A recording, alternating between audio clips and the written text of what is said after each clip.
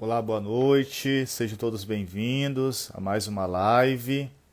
Hoje nós iremos trabalhar um tema bastante pertinente para a nossa sociedade, que é a questão do amor diante das crises, causada muitas das vezes por os fenômenos que atingem o homem contemporâneo. Um deles é o individualismo, a perca do sentido da vida e até mesmo objetivando também aquilo que a gente chama de corpo, ou melhor, até mesmo a sexualidade. Então, para nos ajudar na nossa reflexão, eu vou chamar aqui um professor Roberto, para que ele possa se apresentar e dar início à nossa live. Recordo que esse mês é um mês muito especial, pois é um mês que se comemora a memória de São João Paulo II, um homem que escreveu com bastante profundidade acerca do amor humano. E nós estamos vivendo uma sociedade do qual banalizou a vida, banalizou o corpo e mais dessacralizou de vez o amor. Então eu vou chamar ele para que a gente possa iniciar nosso bate-papo. Beleza? Só.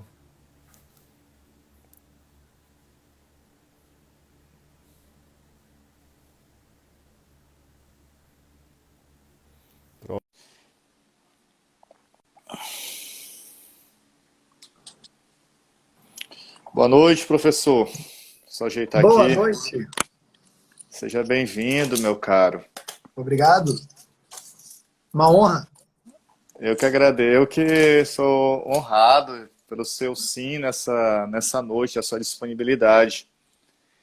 Eu vejo que fazia tempo que eu não fazia live, né? Tá, acho que desde quando eu estava meio doente, mas que esse tempo está bastante corrido, conclusão de curso, monografia, está bastante cheio, né? Com certeza de atividades. E mais que é um tema bastante pertinente e com certeza o senhor tem uma profunda hermenêutica acerca desse problema em questão que a gente vai discutir nesta noite, que é a questão do amor e as suas crises.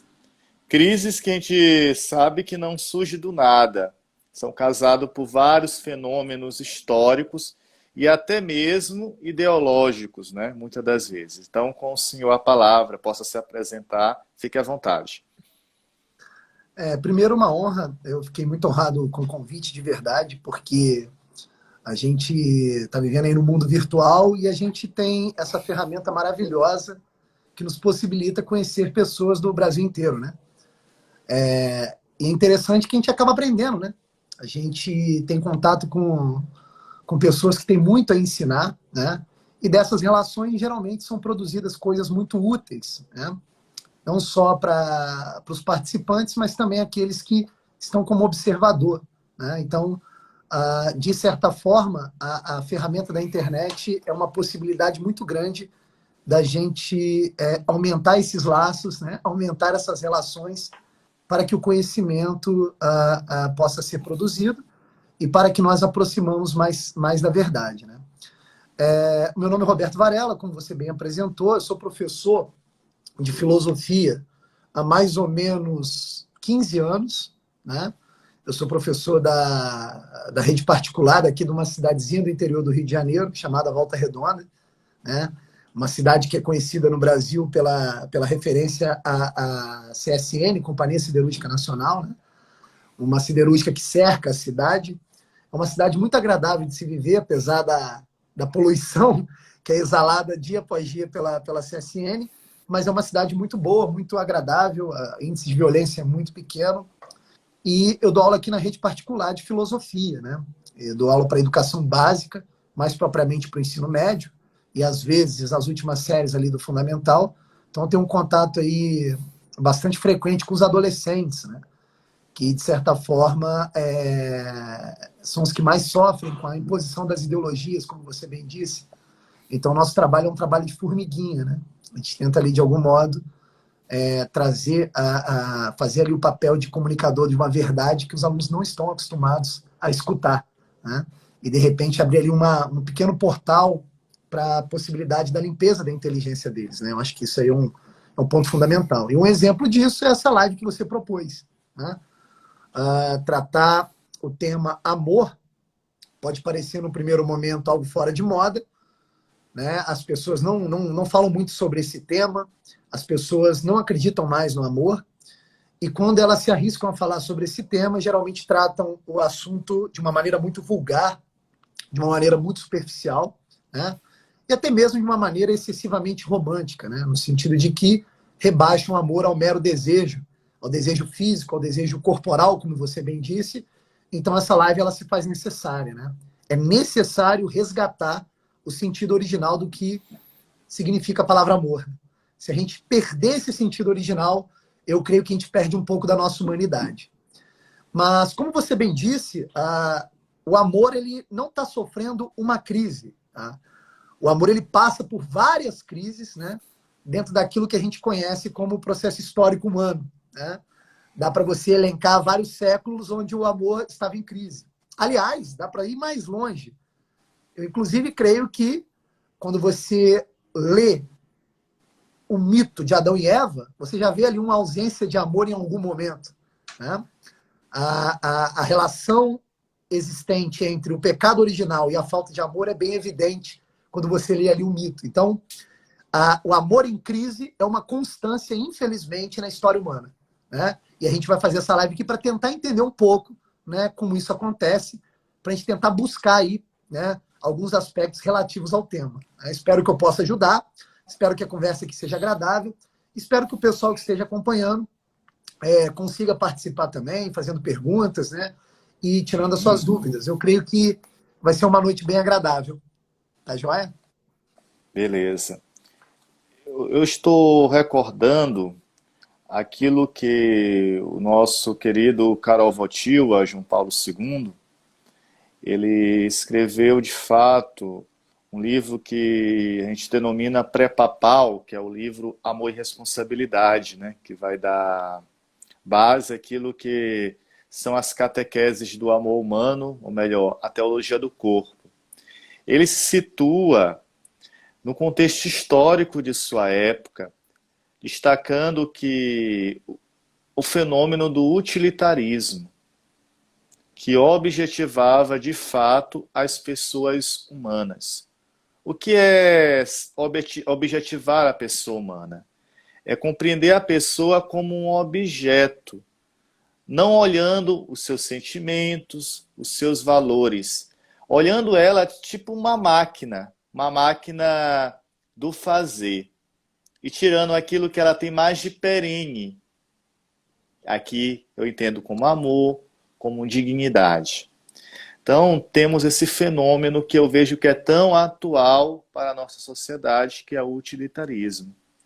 E mais que hoje a gente vive a sociedade do eu, que descarta muitas das vezes a possibilidade do nós. Às vezes, ficando preso no próprio eu, fica preso, aprisionada no seu próprio prazer pessoal. Não importa o outro, mas o que eu sinto neste momento. Então a gente vive uma sociedade do imediatismo e se esquece daquilo que é perene, daquilo que é duradouro. Então, diante desse fenômeno que a gente está vivendo, não só hoje, mas ao longo da história foi se desenvolvendo e hoje, com certeza, está de maneira mais demasiada, assim, visível aos nossos olhos. Então, que o Senhor possa apresentar de fato este fenômeno, né? Dessa desconstrução destes valores diante dessa sociedade que a gente vive. Você a Perfeito. palavra. Obrigado. O que acontece? A gente tem que ter uma compreensão, primeiro, uma compreensão antropológica correta do homem. Né? O que isso significa? A gente tem que entender o que é o homem. Se a gente não compreende o que é o homem, não dá nem para a gente iniciar o assunto em relação ao amor. Não dá para compreender por que está acontecendo a objetificação, como você bem disse, do ser humano. Então, a primeira coisa que a gente tem que compreender é ter uma visão antropológica correta do homem. Né? O que isso significa? Se você observar o homem, o ser humano, e comparar o ser humano com todos os outros seres que existem na realidade material, o primeiro aspecto que você percebe é um aspecto bem visível do homem. O homem, ele é o único ser ereto. É o único. É o único que anda, né, nos seus dois pés, numa perna esticada e uma cabeça para o alto. Né? Aparentemente, isso é um dado bobo, mas não é. É um dado objetivo da realidade. O que isso representa, né, simbolicamente falando? Representa que o homem ele é uma espécie de pontífice. Ele é uma espécie de ponte. O homem pisa no chão, mas tem a sua parte mais nobre, que é a cabeça voltada para o alto. O homem ele vive uma tensão entre o que é da terra e o que é do céu. Quando você observa os outros seres, você não observa nenhum outro ser que tem essa constituição física. Então, como o próprio Papa João Paulo II citou no seu livro A Teologia do Corpo, o próprio corpo do homem já simboliza um vislumbre para a eternidade. O próprio corpo é uma aparência da eternidade que está invisível. O corpo é a visibilidade daquilo que nós vislumbramos do eterno. Olha que coisa interessante. O homem é o único ser dos seres materiais que contempla o céu. Nem as aves fazem isso. Nós olhamos para o céu e contemplamos o céu. Observe o céu. O céu ele tem uma certa estabilidade. As nuvens têm um movimento muito lento. Ao brilho do sol. Quando nós estamos assim atarefados, cheios de problemas para resolver nesse mundo material, onde os pés no chão estão fincados, nós recorremos ao olhar para o céu, para buscar uma tranquilidade, uma certa ordem. Então você tem aí uma dicotomia muito clara. A terra, que representa o tumulto, a materialidade, a multiplicidade, o movimento, e o céu, que representa a unicidade, a luz, o sol, a estabilidade. E aí olha que coisa incrível. Na configuração antropológica do ser humano, na sua configuração natural, o homem é justamente um pontífice entre as duas coisas. O homem é a tensão entre as duas coisas. O homem é aquilo que tenta pegar o múltiplo e o aparentemente desordenado, ordenar e lançar para o alto. Isso é da constituição natural do homem. Isso é perceptível por qualquer outro ser humano. O homem é feito dessa forma. Percebe? E é aqui que entra o assunto amor. Porque olha que coisa incrível. Olha que coisa incrível.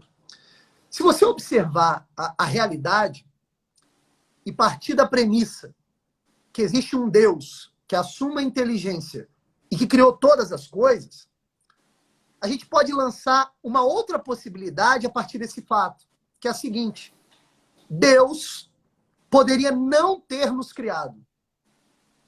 Deus, na sua infinita sabedoria, poderia não ter criado o homem, poderia não ter criado as coisas. Disso surge uma pergunta: por que Deus nos criou? Por que Deus criou as coisas? E aí, olha que interessante, a única resposta que nós encontramos é a seguinte: Deus nos criou por amor. Então, o que é o amor? O amor é um ato criativo. O amor é um movimento criativo. O amor é aquilo que visa a criação de maneira desinteressada. Deus não depende de nós. Deus não depende do mundo. Deus criou o mundo de maneira desinteressada. Isso é o amor. Agora voltemos para o homem. O homem como criatura. O homem como ser que foi criado e vai existir para sempre. O homem é imagem e semelhança de Deus. Isso é uma definição O homem é assim. Essa é a forma humana. Se o homem é imagem e semelhança de Deus, então o homem guarda uma certa dignidade de amar também. Se Deus criou tudo por amor, e o homem guarda sua imagem e semelhança com o ser divino, então o homem pode amar. E o que é amar no sentido humano? Amar no sentido humano é agir criativamente. De que forma? Pegando a instabilidade e a multiplicidade do mundo material ao nosso redor e transformando ele como um pontífice em algo estável e repousante. Então, o amor é esse movimento esquisito possível ao homem de trazer um estável e um múltiplo e unificar ao estável e uno. Se observarmos bem, isso é belíssimo. Porque em qualquer ato de amor do homem, você vai ver essa ação de unificação. Vou dar um exemplo, né? Você pega, por exemplo, a amizade, que é um tipo de amor, né? O amor ali designado pela filia, né? No sentido da palavra filia. O que é ter um amigo? Ter um amigo é observar na alma do outro uma possibilidade de eu crescer junto, de eu me unificar com ele, de eu buscar as mesmas coisas junto do meu amigo. Percebe o movimento? Ó? Duas diferenças se reúnem para unificar e buscar a mesma coisa. A amizade é um tipo de amor. Um outro exemplo, eu e minha esposa. Gente, por que eu tenho que aturar as diferenças acidentais que me incomodam e me tiram do conforto ao conviver com a minha esposa? Simples. Eu tenho que aturar isso tudo porque o ganho lá na frente é muito maior. Eu conheço cada dia melhor a alma da minha esposa, eu me revelo para ela ao mesmo tempo e nós vamos nos tornando um só. Ou seja, é aí que eu me torno humano. É aí que eu estou agindo como um pontífice. É aí que eu estou reunindo tudo aquilo que é múltiplo e diferente em uma coisa só, buscando a estabilidade. Então, o amor, ou o ato de amar, é uma característica de todos os seres que possuem uma dignidade de pessoa. E dentre os seres materiais, o único que pode fazer isso é o homem. É o homem. Então, olha que coisa impressionante, olha que coisa interessante. Deus criou todas as coisas por amor. Ele agiu de maneira desinteressada. Criou o múltiplo para se reunir a ele.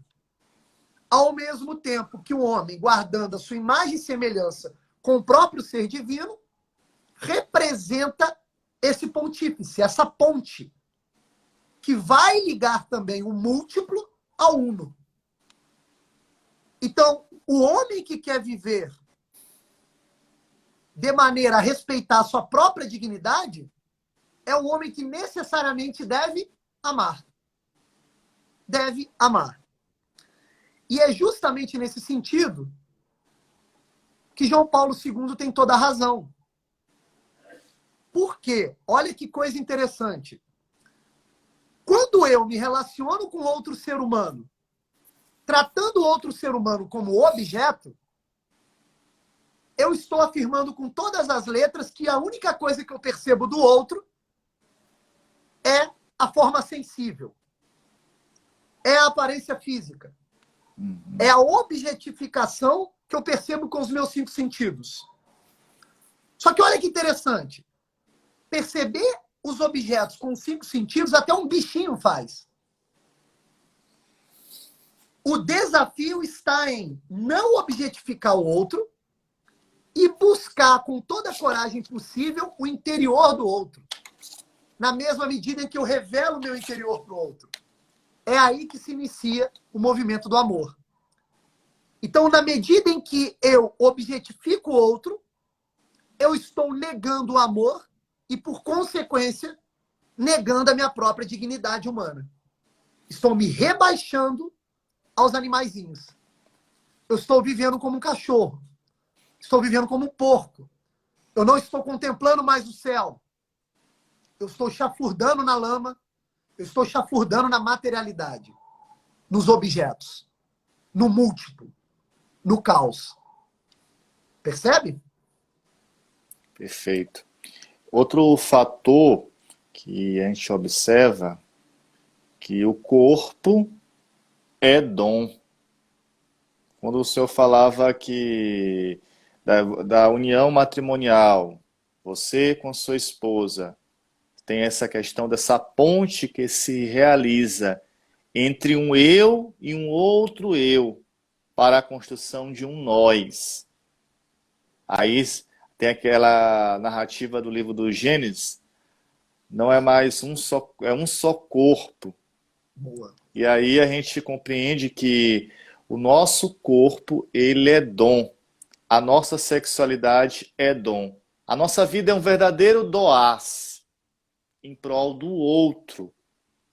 Esse dom não se aniquila somente em mim, mas é sair em movimento para o encontro com o outro. E nesse outro, nessa união, há uma reciprocidade. Uma reciprocidade de troca, ou melhor, um complemento. Aquilo que a gente entende pela masculinidade e a feminilidade. Por isso que na narrativa do livro do Gênesis, Adão vai dizer: essa é carne da minha carne e osso dos meus ossos. Há um complemento. E aí a gente entende como a unidade originária entre o homem e a mulher. Eu vejo que falta isso, talvez, na nossa sociedade, de compreender o corpo, a sexualidade como dom. Às vezes se compreende muito somente pela esfera da genitalidade, do lado material, como você falou, da questão orgânica. Se esquece que a pessoa tem uma dignidade maior do que esta realidade visível. Que às vezes a gente pensa pelo corpo, a aparência física de um corpo sarado, numa realidade nossa, de um corpo sensualizado. E a grandeza da pessoa está muito além dessa realidade que a gente vê e às vezes a gente pensa que se resume a pessoa nessa esfera. E isso João Paulo II tenta recuperar. A dignidade da pessoa humana a partir do seu corpo. Porque o corpo da pessoa é a presença da sua dignidade. É no corpo que a pessoa se manifesta como pessoa.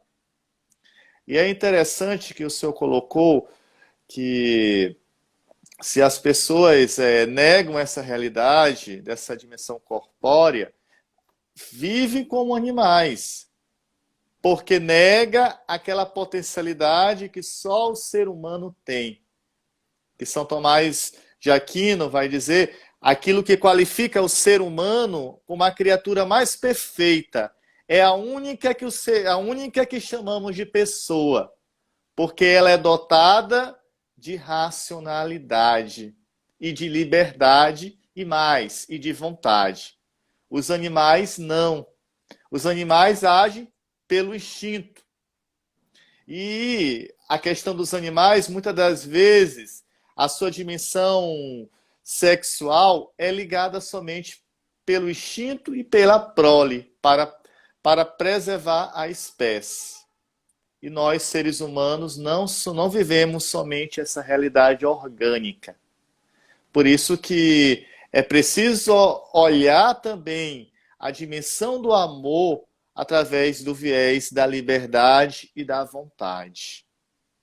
E essa vontade, essa liberdade, essa vontade, ela deve ser orientada, discernida, através da voz da consciência humana, que João Paulo II chama do coração, aonde somos capazes de discernir o que é digno e o que não é digno de nossa realidade humana. Finalizo aqui destacando que o dom do corpo, o nosso corpo é dom. E não é à toa também que até mesmo Deus se encarnou no corpo humano. Se fez homem para divinizar essa criatura humana que muitas das vezes é decaída pelo pecado, pelas concupiscências. Então, a gente já tem um dado aí que nos ajuda a entender que o nosso corpo, ele traz em si a marca do sagrado. Desde a concepção nossa, através dos nossos pais, nós trazemos a marca do amor criador, daquele que é o Senhor que faz existir o ser humano, melhor dizendo. Só Deus cria, só Ele é ser, com letra maiúscula. E através da união matrimonial, e mais da relação sexual no matrimônio, gera a vida. O casal é colaborador da obra da criação, juntamente com Deus. Então é preciso nós nos situar nesse contexto. Às vezes a gente precisa voltar a essa ideia do homem, da ideia original do homem. E nós somos fruto de um ato do amor. E aí, diz tudo para nós perceber que o amor não é simplesmente uma volúpia, não é simplesmente uma mera paixão de momento, um ficar, como diz os jovens modernos. Então é muito além. Então essa é a minha ressalva. Perfeito. É muito importante a gente destacar essa questão do corpo, né?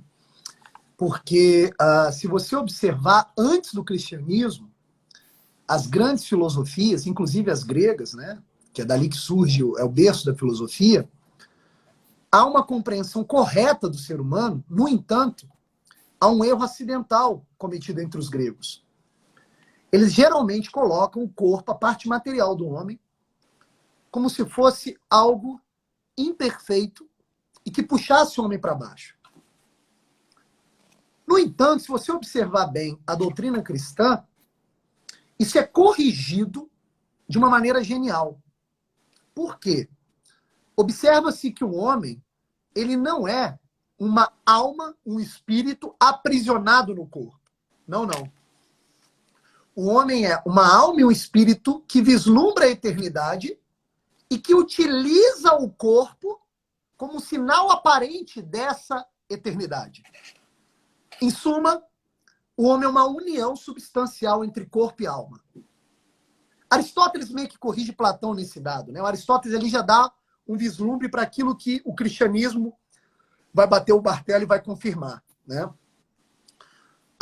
O Aristóteles, filósofo grego antigo, ele tem uma tese interessante que ele diz o seguinte: olha, tudo que existe no mundo sempre existe numa composição dupla entre matéria e forma.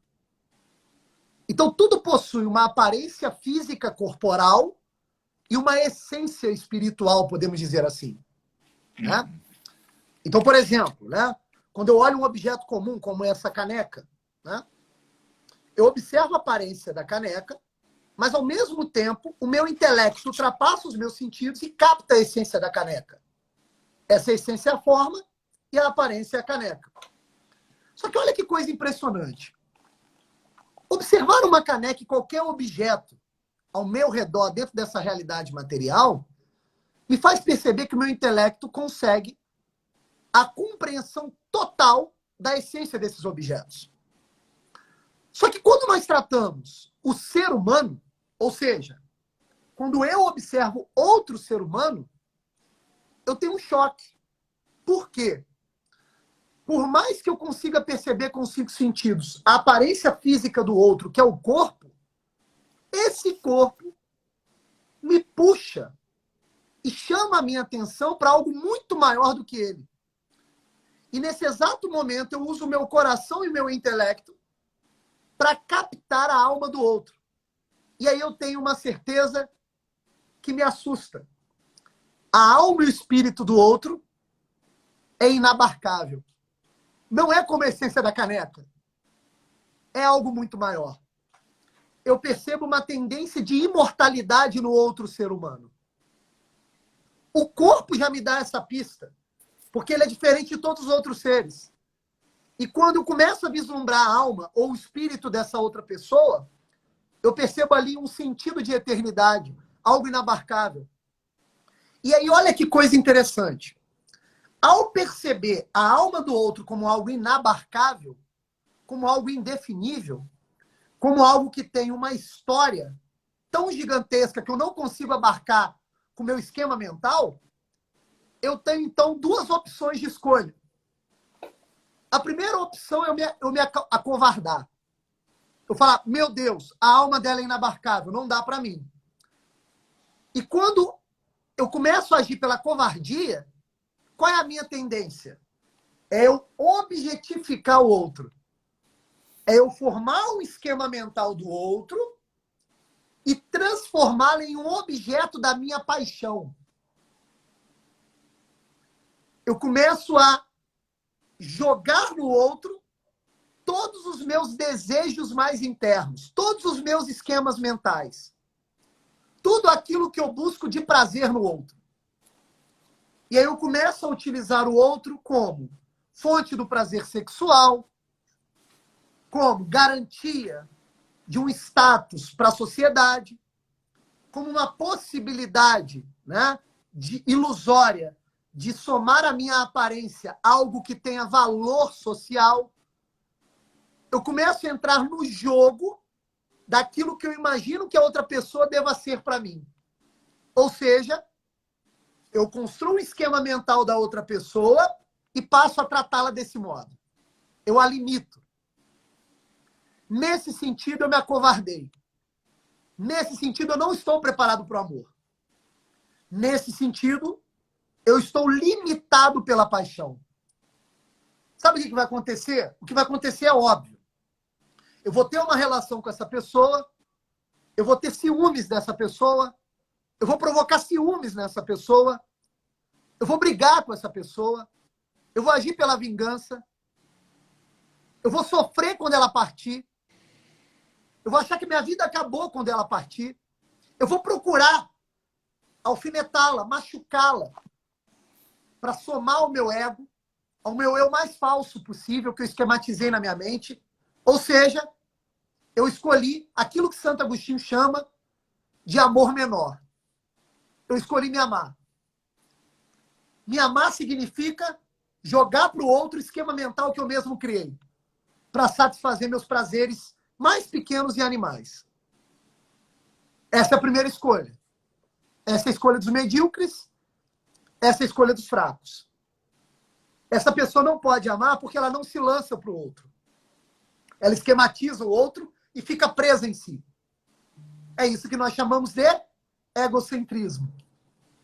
É isso que nós chamamos de adoração do próprio eu. É isso que nós chamamos do homem que peca, desobedecendo o mandamento, amar o próximo como a ti mesmo. Ele cortou o mandamento no meio. Ele só ama a si mesmo. Ele tirou o valor do mandamento. Agora, a segunda escolha já é uma escolha do corajoso. Qual é a segunda escolha? A segunda escolha é do risco. A segunda escolha é do se lançar, é do sair. É da ação de buscar no outro aquilo que falta em mim. E aí, sabe o que acontece? Eu começo a perceber algo genial e mágico da própria existência humana. Quanto mais eu me dou e me revelo, mais eu descubro o melhor da outra pessoa e mais eu percebo o melhor em mim. Aqui acontece uma tensão aparentemente sem lógica. Que na medida em que eu me dou para o outro e aceito que a alma do outro é inabarcável, Porque me doar significa o seguinte, eu vou amar essa pessoa pro resto da vida. Só que como é alma inabarcável, eu estou me arriscando. Pode ser que dê tudo errado. Mas é nesse momento, é nessa tensão aparente que eu recebo o tesouro. Que tesouro é esse? De eu descobrir o melhor em mim. O melhor do outro me ajudou a buscar o melhor em mim. Olha, agora o mandamento ganhou sentido. Amar o próximo como a ti mesmo. Não são dois mandamentos separados, são dois em um. Não tem como eu me conhecer, ou conhecer o melhor de mim, ou melhor ainda, conhecer o meu eu verdadeiro, se eu não me lançar para o outro, buscando conhecer o eu do outro. Então, o que podemos tirar de prova disso? Amar é se arriscar. Amar é um ato de risco. Amar é uma ação de dentro para fora. Isso significa dizer uma outra coisa. Existe um pré-requisito para amar. Existe um pré-requisito para amar. Que pré-requisito é esse? O sacrifício. O que significa a palavra sacrifício? Sacro ofício. O ofício sagrado. O esforço sagrado. O que é o sacrifício? É eu me arriscar de tal modo por perceber que a melhor pessoa para acompanhar a outra sou eu mesmo. Ou seja, eu vou me arriscar, mesmo sabendo que a outra pessoa não me aceite. Eu vou me sacrificar. Eu vou me lançar em sacrifício. Eu vou obedecer à minha natureza de ser imagem e semelhança de Deus, que se sacrificou por nos salvar, que se sacrificou por amor. Então, é muito interessante a gente perceber tudo isso que você disse, porque as pessoas, elas querem o amor, porque isso está na natureza delas. Só que elas não querem se arriscar. Olha, meu filho, não vai funcionar. Sem o sacrifício, sem o risco, não vai funcionar. Não vai. Se você não aceitar que o outro é uma alma inabarcável, e que você sempre vai ter um pouco de dúvida, a coisa não funciona. A única coisa que move o amor é a esperança. Você tem esperança que vai dar certo. Porque isso é da sua natureza. Você vai ter que aceitar a alma inabarcável do outro, com todos os defeitos juntos, no mesmo pacote. Não vai adiantar você agir por aquelas duas vias contrárias, que são as vias do covarde. A primeira via, dizendo que o amor não existe, e que se dane, eu vou usar aqui as formas sensíveis para obter só prazer, vou me fechar no mundo. Ou então o universo contrário é esse, que também é um errado, o universo errado. É você criar um esquema mental para fazer uma checklist e procurar a mulher mais perfeita do mundo, ou o homem mais perfeito do mundo. Cara, isso não vai funcionar. Porque a alma do outro, por ser inabarcável, abriga os defeitos e as tensões. Meu filho, você vai ter que amar tudo ao mesmo tempo, o pacote completo. Senão a coisa não funciona. O primeiro caso, de só buscar o prazer, não ama porque não sai. E o segundo caso, ao esquematizar a pessoa perfeita, o outro perfeito, não ama porque tem medo. Não ama porque acredita mais no seu esquema mental do que propriamente na realidade. Não ama porque quer encaixar a realidade naquilo que ele já criou como modelo. Percebe? Então, para resumir essa minha fala, o ato de amar necessita de sacrifício. O ato de amar é aceitar a realidade como ela é. Perfeita colocação. E a nossa sociedade atual, ela tenta, de fato, rasgar das suas vidas a questão do sacrifício, né? E hoje a gente vive uma sociedade intitulada do pare de sofrer. Porque as pessoas não têm aquilo que uma virtude tão necessária nossos dias, que é a esperança. As pessoas, elas vivem no imediatismo, é no agora. Isso prejudica muito nas tomadas de decisões, né? Nos relacionamentos, principalmente.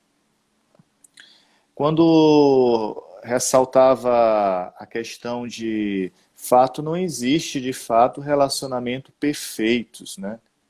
Não existe. Eu falo muito à luz da teologia do corpo que a oferta perfeita somente é de Cristo na cruz, que se doou plenamente por amor até a última gota de sangue pela humanidade. Somente essa é a oferta perfeita.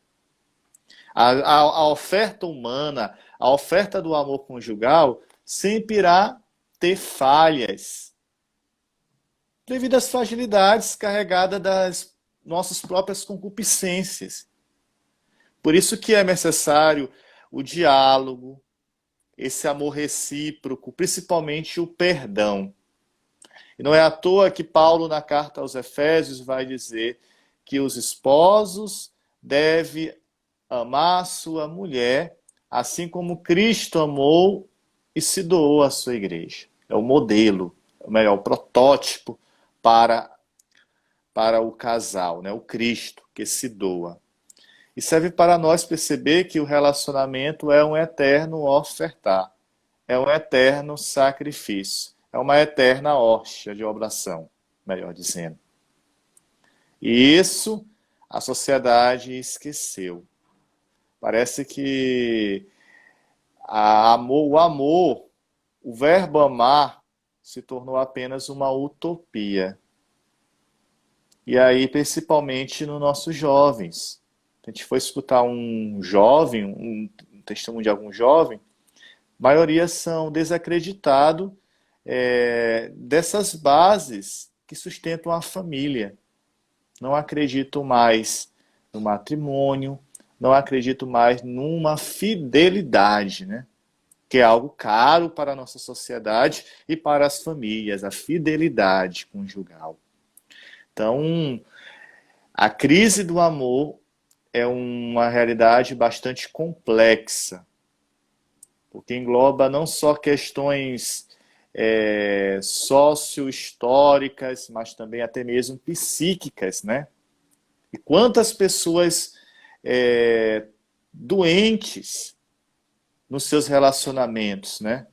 Que às vezes não se dão conta, precisam de ajuda, precisam de uma intervenção clínica. Então é algo bem complexo. Eu vejo que é até difícil tratar em uma live, em um único só encontro, né? Perfeito. O que acontece é o seguinte, se você observar, né, as ideologias que tomam conta do cenário social do mundo atual, você se assusta por um motivo simples. Todas elas têm uma visão fragmentada do homem. Todas elas selecionam certas características verdadeiras da existência humana, no entanto, joga no lixo outras características da existência humana. Então, geralmente, tem uma visão fragmentada do homem, né? Vou dar um exemplo, tá? Só para a gente aqui calcar em assunto mais prático. Por exemplo, você pega lá, sei lá, a psicanálise do Freud, né? A psicanálise do Freud, ela é baseada numa teoria lógica perfeita. A lógica ali está perfeita, tudo esquematizado. Só que parte de uma premissa falsa. Estou dando um exemplo só. De uma visão fragmentada do homem. O que o Freud faz? Ele observa o homem e observa que dentro do homem, na natureza do homem, existe a concupiscência, existe o desejo. E o que ele faz? Ele pega todas as outras características humanas, joga no lixo e diz que a essência do homem é concupiscência. Ele vai dizer, olha, o homem é puro desejo. Todas as outras características humanas são construídas a partir desse desejo fundamental. O que ele fez? Ele rebaixou o homem ao animal. Né? Então, exatamente. Então, o que ele vai propor em sua teoria? Ele vai dizer o seguinte, olha, se o homem conseguir ali achar um equilíbrio entre as exigências da sociedade, seus desejos sexuais inconscientes, ele vai ser feliz. Então ele rebaixa o prêmio humano não ao amor, mas à satisfação sexual, cara. Então ele rebaixou o amor, que é uma instância espiritual, que reordena o desejo do corpo a algo maior, tira a dimensão espiritual e rebaixa tudo ao corpo. Falou, ó, esse negócio de espírito não existe, só tem ali o corpo desejante. Mas caramba, nega a transcendência, né? Exatamente. Então você pega uma teoria dessa, que tem um argumento lógico redondo, correto, ó, logicamente está correto, o seu raciocínio pega a ideia e, ao mesmo tempo, a materialidade dessa ideia, trazida, por exemplo, por Freud, te afeta, pronto. Você entrou dentro da cabeça do jovem, cara. A gente tem que imaginar o seguinte, o que é um jovem? O que é um jovem? O que é uma criança? O que é um adolescente? Um adolescente, como diz Santa Teresa d'Ávila, um adolescente é aquele ser que age pela imaginação. E como diz Santa Teresa d'Ávila, a imaginação é a louca da casa. A imaginação é um conjunto de imagens que, sem a rigidez da inteligência e da vontade, ela flui no puro devir, no puro caos. Agora você imagina um adolescente desse na mão de um intelectual do porte de um Freud. Ele vai ser engolido. Ele vai ser engolido. No exato momento que um Freud dar forma, ditar a imaginação do adolescente, daquele jovem, acabou. Deus passa a ser um conto de fadas. Amor passa a ser algo rebaixado ao desejo sexual. Você veja, né? Você vê esses movimentos, né, ideológicos, de manifesto, de cunho de manifesto. Uma vez eu vi, cara, numa manifestação LGBT, uma placa levantada. Defendemos aqui toda forma de amor. Mas peraí, que história é essa? Como assim toda forma de amor? Se o amor tem uma forma, que é uma forma espiritual, que reordena os desejos do corpo. Quando eu falo toda forma de amor, tá na cara que eu já rebaixei o amor ao puro desejo. Percebe? Ao puro desejo. E o desejo sem ordem é caos. O desejo sem ordem é fragmentação. O desejo sem ordem é perda da humanidade. O desejo sem ordem é tudo, menos amor. Menos amor. Então, as pessoas perderam, como você bem disse, essa noção do matrimônio por esse motivo. Por esse motivo. Cara, a quantidade de pessoas que se casam, que se convertem ao matrimônio e depois se separam em pouco tempo, é uma quantidade absurda, que cresceu muito no Brasil, por exemplo, da década de 80 para cá. Isso motivado, muitas das vezes, por esse tipo de ideologia. O cara imagina que quando ele casar, a sua mulher está ali para ser um objeto a lhe proporcionar prazer. Ele vai resolver os problemas da vida dele casando. E problemas aqui, leia-se, obstáculos para o prazer. Ele acha que isso que é o problema da vida dele real. Então é óbvio que ele vai se separar. Então logo ele mora com a esposa debaixo do mesmo teto, ele começa a perceber que ela é imprevisível, que ela não se encaixa no esquema mental dele, que ela passa a virar um obstáculo para o seu prazer. Fala, meu Deus do céu, eu tenho que dar atenção para ela ao invés de ver futebol. Caramba, eu vou ter que sair com ela ao invés de ficar com os amigos bebendo no bar. Então ele vai começar a observar a mulher como um obstáculo. O que vai acontecer? Eles vão se separar, caramba. Não vai funcionar. E aí você tem um erro duplo. O erro primeiro na escolha e o segundo erro de ele não ter a noção da escolha que ele fez. Ele jurou frente ao altar para a eternidade que viveria com ela para sempre, cara. Ele vai desobedecer esse juramento. Ele se traiu de novo.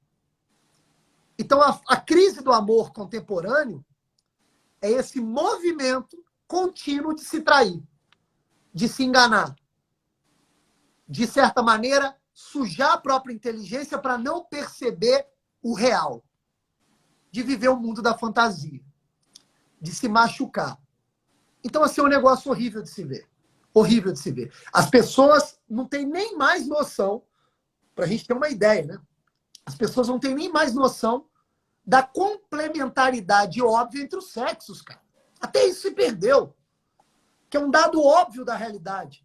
Você vê o corpo do masculino e o corpo do feminino, caramba, eles são anatomicamente preparados para se encaixarem. As pessoas perderam essa noção. Elas perderam o fato de que, simbolicamente, o homem representa a ação, a mulher representa o receptáculo. Assim como que na maioria das línguas espalhadas pelo mundo, o céu está no masculino e a terra está no feminino. O céu que emite a ação, que germina o feminino, que é a terra. As pessoas perderam essa noção. Elas perderam a noção que na maior parte das línguas espalhadas pelo mundo, o sol está no masculino e a lua no feminino. O sol que emite na ação os raios que iluminam, e a lua que recebe essa luz solar para mostrar o seu charme. Aquela coisa que se mostra e se esconde como charme feminino. As pessoas perderam a noção das curvas da sensualidade feminina e da retidão e força do físico masculino.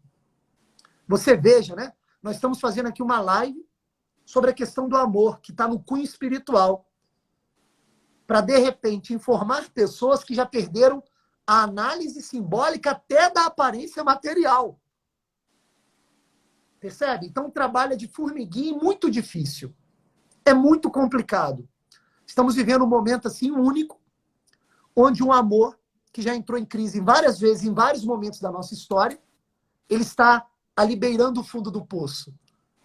Nós estamos esbarrando no caos total, onde o amor virou uma palavra apenas de fetiche, que não representa absolutamente mais nada. Né? As pessoas não gostam mais de poesia, as pessoas não leem mais as biografias dos santos, as pessoas perderam os modelos de amor. Você veja. E na falta de modelos de amor, qualquer outra coisa elas vão chamar de amor. Esse é o problema da vida atual. Exatamente. É preciso nós invocar sempre a intercessão de São João Paulo II para nossas famílias, para a nossa juventude, para que possamos recuperar essa sacramentalidade do nosso corpo e do amor.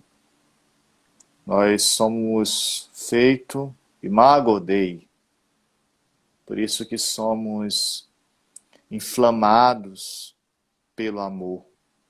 Nós temos desejo de amar, pois somos gerados do amor. Não somos movidos somente por o desejo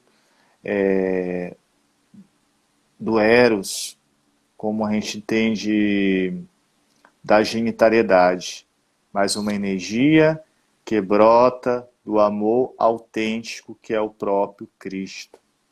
E aí é o grande desafio para nós, enquanto você que também é formado em filosofia, eu como futuro pastor da igreja, presbítero, melhor dizendo, temos esse trabalho de formar os nossos jovens na pastoral dos noivos, na pastoral familiar. É um trabalho árduo, mas não devemos perder a esperança, né? Porque essa semana eu estava participando de um mini curso sobre pornografia, a questão do mal da pornografia. E aí eu estava até analisando que tudo que a gente... Hoje a gente vive uma sociedade muito pornográfica, né? É difícil recuperar de fato a beleza do corpo, nesse sentido que eu falo da feminilidade da mulher. Porque hoje a sociedade já rotulou uma maneira de ver as mulheres. Não como o magistério da igreja, a teologia do corpo ensina, né? Seja a mulher, seja até mesmo um homem, né? Então hoje temos um rótulo de como vê o homem e a mulher. E aí é difícil também, hoje a droga ainda, acho que é uma dos vícios maiores da sociedade, uma das indústrias que mais ganham dinheiro é a indústria pornográfica, né? É uma grande indústria e um grande vício, comparável até com as drogas, né? Podemos dizer. Então é algo bem sério mesmo. O amor está em crise. E aí nós precisamos refletir, precisamos recuperar esse homem original, lá do Gênesis, lá, lá da criação, para despertar. Então é isso. Muito pertinente, muito profundas reflexões. E aí eu recordava também que aquele que Bauman fala, né? Bauman fala da sociedade líquida, do amor líquido, né? Tudo hoje, de fato, tá dessa maneira. Tudo está só no transitório. Tudo está visto como a gente só se apega naquilo que é efêmero, naquilo que é material. Nada é perene, nada é duradouro. Então, podemos fazer a consideração final com você e assim a gente reza uma Ave Maria, pedindo a intercessão de Nossa Certeza. Senhora esta noite. Só para a gente fazer uma consideração final, assim, para a gente tentar entender de maneira prática o assunto, você frisou aí a pornografia, que é a doença do século, e eu concordo inteiramente contigo. O que é pornografia? Pornografia é o rebaixamento do amor eros. O amor eros, você entende o outro como um corpo que complementa o seu. Na pornografia, você vulgariza essa visão do corpo. Por que a pornografia é um mal? Por um motivo muito simples. Quando você acumula imagens pornográficas, de certa forma, você prejudica seu imaginário. O seu imaginário ali vai acessar uma coletânea gigantesca de corpos, de todos os tipos possíveis, realizando todas as fantasias que podem ser imagináveis. Nesse sentido, você perde a hierarquia daquilo que pode ser chamado de amor eros. E aí, o que acontece? Vamos imaginar aqui um fato hipotético, né? Imaginem duas pessoas casadas, um homem e uma mulher, que são casados, e o homem consome pornografia, né, com uma certa frequência. Então ele vai acessar ali uma riqueza de multiplicidade de ações pornográficas de vários corpos femininos ao mesmo tempo. Aquilo vai construir na imaginação dele uma confusão múltipla. E dentro dessa confusão múltipla, ele, pelo seu próprio desejo animal, ele vai começar a criar uma espécie de hierarquia artificial dessas imagens. E quando ele olhar para o corpo da esposa perde o valor totalmente. Acabou o corpo da esposa. O corpo da esposa se perde na multiplicidade de imagens. Então ele tem ali uma multiplicidade de imagens nas quais o corpo da esposa não tem vez. O que ele fez? Ele trocou o amor da vida dele pelos prazeres efêmeros da variedade de corpos. É isso que nós chamamos de pornografia. É isso que é a pornografia. Por isso que ela é uma doença nesse sentido. Então você veja, para você recuperar o amor pela sua esposa, você vai ter de reordenar o próprio imaginário. Largando a pornografia e a coletânea de imagens, para que a sua inteligência, o seu coração e a sua vontade voltem a enxergar o que a sua esposa é de fato. Para você reordenar a sua hierarquia de forma natural, ao ponto de você lembrar a promessa que você fez pela eternidade. É aquela mulher que você vai viver para o resto da sua vida. Olha que coisa fantástica. Amar é isso. Amar é renunciar ao prazer da multiplicidade de corpos. Amar é renunciar à pornografia. Então, E não vai, e a pessoa que de fato que sofre com esse vício, de maneira muito profunda, deve procurar também fazer a terapia com uma pessoa que não seja de fato da psicanálise, porque senão prejudica ainda mais, de fato, o seu imaginário, né? Se bebe Arriscado dessas correntes, o freudiano, o lacaniano, fala, olha, vai achar normal. nada que tá certo. Obedeça seus desejos. Né? Mas é engraçado, né? A gente tem assim a oportunidade no mundo virtual, como eu disse no início da live, de conhecer pessoas fantásticas, né? Você tem ali o Miguel Soriani, cara, que ajuda tanta gente. Eu assim, Belo, participo. belo. Cara, é uma pessoa assim que hiper caridosa, que ajuda um monte de gente nesse problema específico, que é a ausência de amor pelo excesso de pornografia, né? A gente sabe disso porque a gente passou por isso. A minha geração é totalmente voltada para a pornografia, né? Isso é uma doença que assolou todo mundo. Eu, por exemplo, eu retornei à igreja, eu posso considerar pouco tempo, tem 10 anos, podemos dizer assim. E antes desses 10 anos eu vivi no caos, né? Eu me formei na UFRJ, a Universidade Federal do Rio de Janeiro. Eu recebi uma poluição ideológica assim assustadora.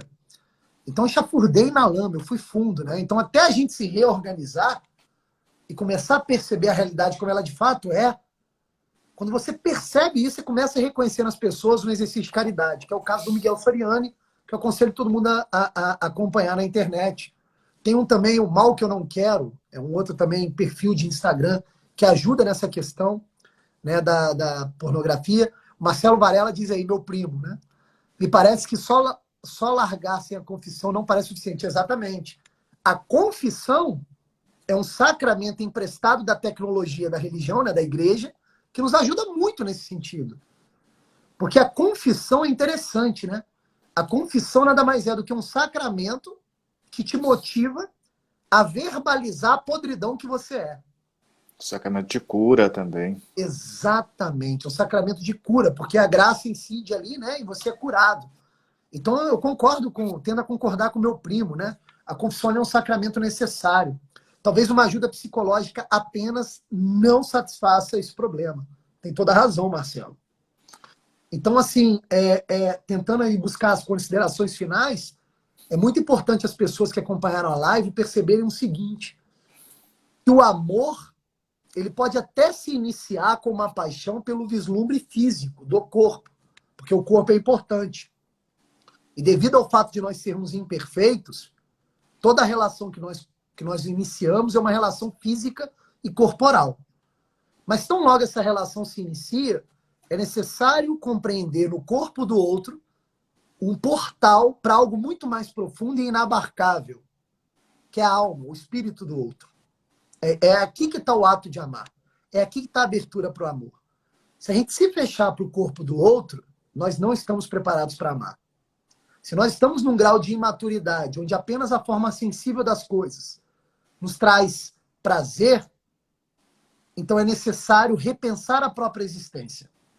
Reconhecer que nós somos limitados, que nós não estamos preparados para amar. É muito importante entender o corpo do outro como um vislumbre da alma do outro. Sem isso, não há prontidão para o amor. Não há. Caio na real. Enquanto absorvermos apenas a aparência física, a forma sensível das coisas que nos cercam, nós não estamos maduros o suficiente para o ato de amar. Lembremos um princípio. O corpo, a beleza física, é um reflexo da beleza espiritual. Perdeu esse princípio, perdeu-se a oportunidade para amar. E com isso, assim, eu busco o encerramento e as considerações finais da minha fala. Tá? Muito obrigado. Eu agradeço de fato nesta noite essa possibilidade de estarmos juntos, né? Nesta live. Com certeza ela ficará salva aqui para que possa também ajudar outras pessoas nesta dimensão. Em síntese, nossa live teve o objetivo nesta noite redescobrimos o significado da vida, ao mesmo tempo do amor, do sexo e do gênero, na ótica de fato daquilo que ensina um pouco São João Paulo II, um pouco, de fato, o magistério da igreja, através da ótica desse amor que é doado, não por nós mesmos, mas doado pelo aquele que é o autor do amor, o próprio Cristo, na cruz, através do seu amor esponsal, de sua entrega à igreja, de sua oferta de vida. Então agradeço que aqui possa gerar uma verdadeira amizade fraterna, né, diante deste mundo da tecnologia. Então vamos pedir a intercessão de Nossa Senhora, que hoje nós celebramos com o título de Nossa Senhora do Rosário, né, para que ela possa interceder por você, professor Roberto, por todas as famílias, de fato, do nosso Brasil. Ave Maria, cheia de graça, o Senhor é convosco. Bendita sois vós entre as mulheres, e bendito é o fruto do vosso ventre, Jesus. Santa Maria, Mãe de Deus, Mãe de Deus, rogai por nós, pecadores, agora e na hora. agora e na hora de nossa morte. Amém. Nossa Senhora do Rosário, rogai por nós. Rogai por nós. Então agradeço, boa noite. Que Deus possa nos acompanhar nessa missão. A você que é professor, tem uma grande missão. Desde já, parabéns, né, que está próximo também do seu dia, né? De lembrarmos os educadores. Então é isso. Ou pela sabedoria, né? É, o amor pela sabedoria. Tá certo. Obrigado, viu? Boa noite. Eu que agradeço. Muito obrigado, foi uma honra, viu? Abraço a todos, até mais. Até mais, meu povo. Até a próxima. Tchau, tchau. Tchau.